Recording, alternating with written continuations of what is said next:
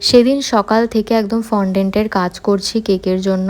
যা যা cake ready করার ছিল সব রেডি করে নিয়েছি। তারপর একটু ফলের রস খেয়ে চলে গেছিলাম ওই বাড়িতে। সেদিনকে ওই বাড়িতেই খাওয়া দাওয়া ছিল, সব ভাই বোনেরা মিলে একদম বসে পড়েছি খেতে।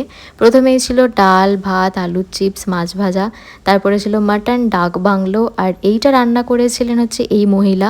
আর এত সুন্দর রান্না করলো কীভাবে আমি সেটাই ভাবছিলাম। আর যার জন্য আজকে এত খাওয়া দাওয়া, এই যে অপনদা মানে আবার বড় জামাইবাবুর আর কি জন্মদিন ছিল সেদিনকে। তো এই যে কেক কাটার পালা, কেকটা আমি নিয়ে গেছিলাম বানিয়ে। তারপর সোনাই এদিকে, আমি বলছি কি দেখছিস, বলে পারুল দেখছি কি পেকেছে।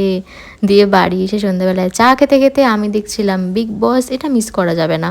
আর এটা দেখো কি সুন্দর জিনিস দিদা এনেছে, মামা পাঠিয়েছে আর কি। এরকম লাইট জ্বলছে আর কি ফটোর মধ্যে, একটাতে আমার আর ভাইয়ের ফটো, একটাতে মা আর বাবার ফটো।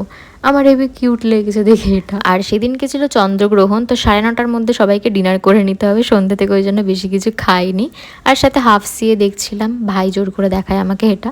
তারপর ছাদে গিয়ে দেখছিলাম, তখন সবে সবে শুরু হয়েছে চন্দ্রগ্রহণ। তারপর আমি পালিয়েও এসেছি, আমার কেমন ভয় লাগে। পরে আবার বারান্দা থেকে দেখছিলাম, দেখি লাল হয়ে গেছে। দিয়ে হাফ সিয়েটাই সবাই মিলে বসে এখানে কমপ্লিট করছিলাম। তো চলো আজকের মতো এটুকুই। ভিডিওটা ভালো লাগলে একটা লাইক আর সাবস্ক্রাইব করে দিও। টাটা।